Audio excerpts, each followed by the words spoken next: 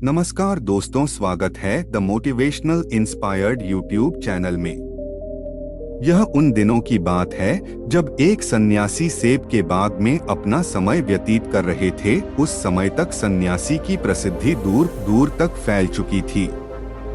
लोग अपनी चिंताओं और समस्याओं का समाधान खोजने के लिए दूर दूर से सन्यासी के पास आते थे।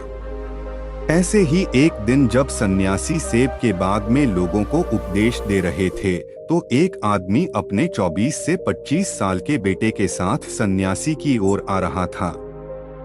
जब वे उपदेश स्थल के पास पहुंचे तो सन्यासी ने उनकी ओर देखा और इशारा किया।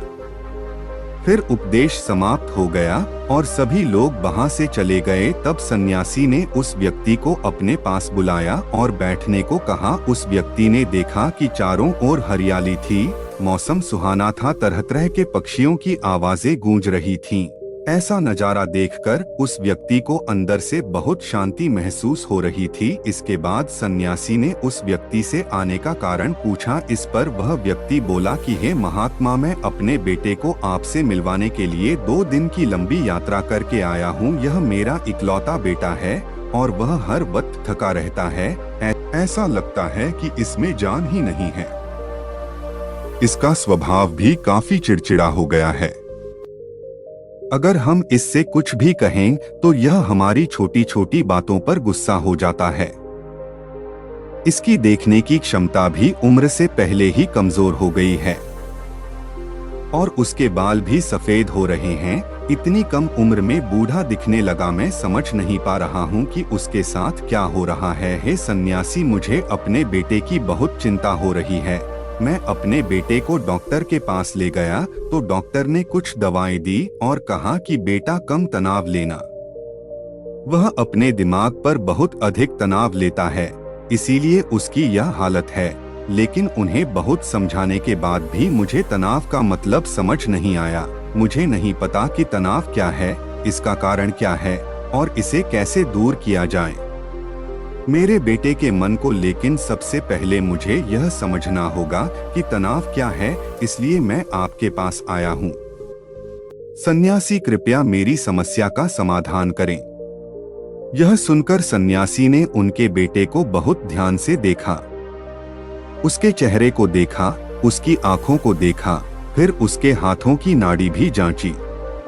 ये सब अनुष्ठान करने के बाद सन्यासी ने उस व्यक्ति से कहा कि तनाव कोई भी नहीं लेना चाहता, लेकिन फिर भी यह तनाव व्यक्ति के दिमाग को दीपक की तरह जकड़ लेता है और व्यक्ति को पता भी नहीं चलता कि वह तनाव में है। लेकिन अगर व्यक्ति तनाव के कारणों को अच्छे से समझ ले और तनाव के बारे में एक पैमाना बना ले जिससे उसे पता चल सके कि वह कितना तनावग्रस्त है, तो वह इस समस्या का समाधान भी ढूंढ सकता है। सबसे पहले यह समझ ले कि तनाव क्या है। जब भी कोई व्यक्ति काम कर रहा हो लेकिन उसका मन कल्पनाओं में भटक रहा होता है, इसलिए उसके शरीर और दिमाग के बीच एक दूरी बन जाती है। यह दूरी जितनी अधिक होती है, व्यक्ति उतनी ही देर तक बेहोशी की स्थिति में रहता है और शरीर और मन के बीच के इस तनाव को ही तनाव कहा जाता है। आखिर पसंदीदा खेल खेलने के बाद इंसान ऊर्जा और खुशी से क्यों भर जाता है, जबकि वह अपने शरीर को थका चुका होता है। लेकिन समझने वाली बात यह है कि खेलते समय दिमाग और शरीर पूरी तरह से एक साथ खेल में केंद्रित होते हैं। जब भी कोई व्यक्ति काम कर रहा हो लेकिन उसका मन कल्पनाओं में भटक रहा होता है, इसलिए उसके शरीर और दिमाग के बीच एक दूरी बन जाती है। यह दूरी जितनी अधिक होती है, व्यक्ति उतनी ही देर तक बेहोशी की स्थिति में रहता है और शरीर और मन के बीच के इस तनाव को ही तनाव कहा जाता है। आखिर पसंदीदा खेल खेलने के बाद इंसान ऊर्जा और खुशी से क्यों भर जाता है, जबकि वह अपने शरीर को थका चुका होता है। लेकिन समझने वाली बात यह है कि खेलते समय दिमाग और शरीर पूरी तरह से एक साथ खेल में केंद्रित होते हैं। सबसे प्रमुख कारणों में से पहला है महत्वाकांक्षी होना। महत्वाकांक्षी होना अच्छी बात है, लेकिन क्या आपने कभी गौर किया है कि उस आदमी का एक लक्ष्य कभी पूरा नहीं होता? उसका एक लक्ष्य पूरा नहीं होता कि वह दूसरे की ओर भागने लगता है। अगर दूसरा पूरा हो जाता है तो फिर तीसरे को डोट और इस प्रकार वह गोल गोल घूमता रहता है अपने जीवन में अपने लक्ष्य को प्राप्त करने के लिए। जो व्यक्ति अधिक महत्वाकांक्षी होता है तो बड़े लक्ष्य को निर्धारित करता है, वह कभी भी वर्तमान में नहीं रह सकता। उसका दिमाग हमेशा भविष्य की योजना बनाने में व्यस्त रहता है। उसका शरीर वर्तमान में रहता है लेकिन उसका दिमाग भविष्य में रहता है, जिससे इंसान के शरीर के बीच दूरियां पैदा हो जाती हैं और वह तनावपूर्ण जीवन जीने लगता है।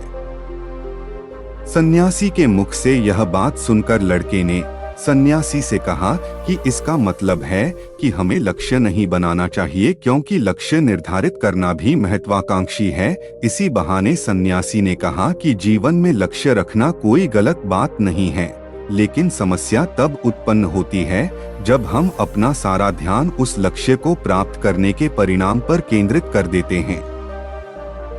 व्यक्ति को वर्तमान में जीना चाहिए, एक लक्ष्य निर्धारित करें और उस लक्ष्य को प्राप्त करने के लिए कड़ी मेहनत करते रहें।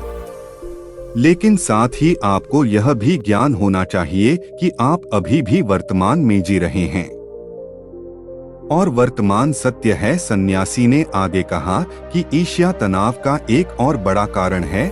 जब कोई व्यक्ति ईर्ष्या और ईर्ष्या से भर जाता है तो उसका मन अंदर ही अंदर सड़ने लगता है। ईर्ष्या एक आंतरिक घाव है।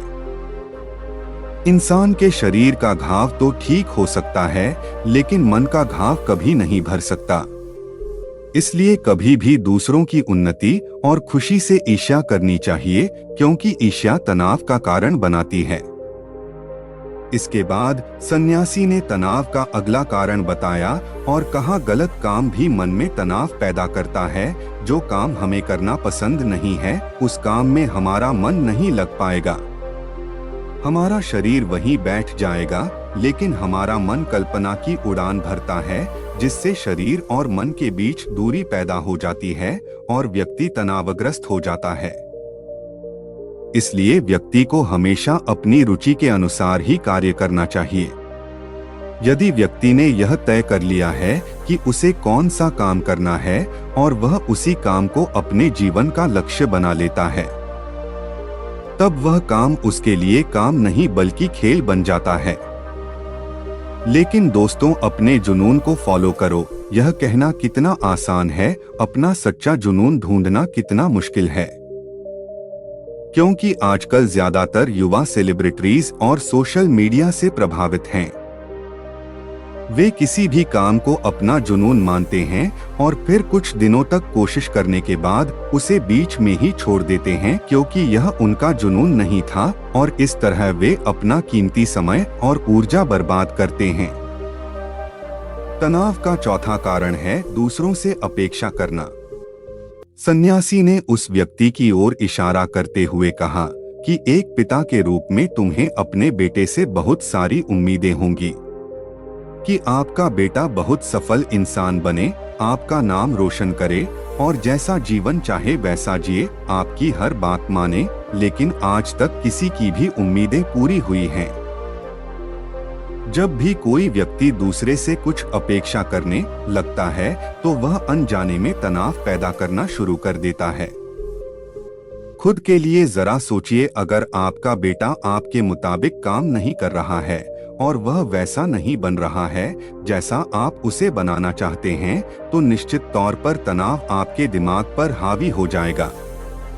आप तनावपूर्ण जीवन जीने लगेंगे और इस तनाव में आप इस तरह व्यवहार और बातचीत करेंगे कि आपके अपने बेटे के साथ संबंध बद से बदतर होते चले जाएंगे। इसलिए व्यक्ति को दूसरों से अपनी क्षमता से कम उम्मीदें रखनी चाहिए। और अगर आप पूरी तरह से तनाव मुक्त रहना चाहते हैं तो दूसरों से उम्मीद करना बंद कर दें। इसके बाद सन्यासी ने कहा कि शारीरिक कष्ट भी मनुष्य के तनाव का एक कारण है।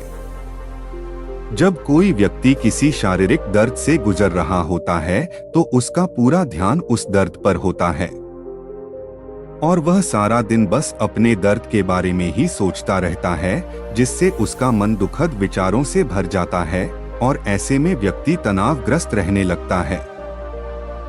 यह सब सुनकर वह व्यक्ति बोला कि हे सन्यासी, शारीरिक कष्ट किसी भी व्यक्ति को हो सकता है, तो क्या वह व्यक्ति जीवन भर तनाव में रहेगा? इसका उत्तर देते हुए सन्यासी ने कहा कि मनुष्य को यह समझना चाहिए कि हमारा जीवन दुख का आधार है। जैसे जैसे हमारा जीवन चलता है, बीमारियां आती हैं और फिर अंत में मृत्यु आती है। इसलिए बीमारियां मानव जीवन का अभिन्न अंग हैं। इससे कोई नहीं बच सकता। यह बस किसी के जीवन में समय से पहले आता है और किसी के बाद आता है, लेकिन सबर पास आता है जब मानव मस्तिष्क इस बात को अच्छी तरह से समझ जाएगा, तो तब उसे अपनी बीमारी के बारे में सोचकर ज्यादा तनाव नहीं लेना चाहिए, क्योंकि यह हमारे जीवन का अभिन्न अंग है और इसके लिए शारीरिक व्यायाम का अभ्यास करते रहना चाहिए और स्वस्थ जीवन शैली को भी अपने जीवन में जगह देनी चाहिए, जिससे उनका शरीर लंबे समय तक स्वस्थ रहकर ठीक से काम कर सके। तनाव का अगला कारण है अपनी योजनाओं को समझने के लिए समय न देना। कुछ लोगों के मन में यह विचार घर कर जाता है कि वे बिना सोचे समझे काम शुरू कर देते हैं और जब उन्हें काम में सफलता नहीं मिलती है तो वे तनाव से भर जाते हैं, क्योंकि उन्होंने काम को शुरू करने से पहले उस काम के बारे में पूरी जानकारी इकट्ठी नहीं की थी। किसी भी कार्य को शुरू करने से पहले व्यक्ति को उसके अच्छे और बुरे परिणाम के बारे में ठीक से विचार कर लेना चाहिए। व्यक्ति को यह भी अच्छे से सोचना चाहिए कि यदि यह योजना सफल नहीं हुई तो इसके बाद मैं क्या करूंगा। इसलिए व्यक्ति को अपनी योजनाओं को समझने के लिए पूरा समय देना चाहिए ताकि बाद में वही योजना तनाव पैदा न कर दे। तनाव का 7वां सबसे बड़ा कारण टालमटोल है। आज का काम कल पर डाल देना। आपने यह कहावत तो सुनी ही होगी कि आलस्य मनुष्य का सबसे बड़ा दुश्मन है। मनुष्य अपने आलस्य के कारण आज के काम को कल पर टाल देता है और फिर टालना उसकी आदत बन जाती है। टालमटोल करने वाले का काम कभी भी समय पर पूरा नहीं होता है और अगर किसी कारण से हो भी जाता है तो उतना अच्छा नहीं होता जितना हो सकता था और फिर यह बात इंसान के अंदर तनाव पैदा करती। लेकिन आखिरी समय पर टालना या ना करना एक आदत है, इसलिए न चाहते हुए भी व्यक्ति बार बार इस आदत का शिकार हो जाता है और फिर काम को टालता रहता है और फिर जब काम की समय सीमा नजदीक आ जाती है तो वह उस काम को पूरा करने की कोशिश करता है। इसलिए तनाव से मुक्त रहने के लिए व्यक्ति को काम को टालने की आदत को छोड़ना होगा और यह तभी संभव है जब लोग काम को समय से पहले पूरा करने का प्रयास करेंगे। तनाव का आखिरी और सबसे बड़ा कारण है ज्यादा सोचना। लगातार सोचना भी एक बीमारी है और यह उन लोगों में सबसे ज्यादा पाई जाती है जो कल्पनाएं करते हैं, जो अतीत की घटनाओं के बारे में सोचते रहते हैं और जो भविष्य के बारे में बेतहाशा अटकलें लगाते हैं। इसलिए व्यक्ति को ज्यादा सोचने की आदत पर अंकुश लगाना चाहिए। उसे जितना हो सके खुद को काम में व्यस्त रखने की कोशिश करनी चाहिए और प्रतिदिन ध्यान के अभ्यास को अपने जीवन का हिस्सा बनाएं। सन्यासी के मुख से ये सभी बातें सुनकर वह व्यक्ति हाथ जोड़कर बोला, हे सन्यासी, मेरा बेटा अभी सिर्फ 20 साल का है और उसे इतनी समझ भी नहीं है कि वह सभी बातों का पालन कर सके। कृपया तनाव दूर करने का कोई आसान तरीका बताएं ताकि मेरा बेटा भी उसे अपना सके और तनाव से मुक्ति रह सके। उस व्यक्ति की यह विनती सुनकर सन्यासी ने कुछ सोचते हुए उत्तर दिया, यदि आप इतनी सारी बातों का पालन नहीं कर सकते तो इसके लिए एक बहुत ही आसान तरीका है। आप एक समय में एक ही काम करने पर ध्यान केंद्रित करें। आप उस समय जो कर रहे हैं बस उसी पर ध्यान केंद्रित करें और यदि आपका मन भटकता है तो जैसे ही आपको याद आए अपना ध्यान उस काम पर लौटा दे। तनाव मुक्त रहने का यह सबसे आसान और अच्छा तरीका है। जब आप खाएं तो केवल खाएं, उसके स्वाद का आनंद लें, उसे महसूस करें। जब आप चले तो अपना ध्यान केवल चलने पर केंद्रित करें। इससे आपका दिमाग और शरीर दोनों एक ही जगह पर केंद्रित रहेंगे। गौतम बुद्ध की गहरी नींद का रहस्य। दोनों के बीच कोई दूरी नहीं रहेगी, जो तनाव का मुख्य कारण है। दोस्तों, आज की युवा पीढ़ी एक ही समय में 2 या 3 काम करने की अति हो गई है। जैसे फोन पर बात करते हुए गाड़ी चलाना, खाना खाते समय टीवी देखना या फोन का इस्तेमाल करना, और फिर उनकी शिकायत रहती है कि मैं तनाव में रहता हूँ, मेरा मन बेचैन रहता है, मैं चिड़चिड़ा हो गया हूँ। जब कोई व्यक्ति एक समय में 3 काम करता है तो यह स्वाभाविक है।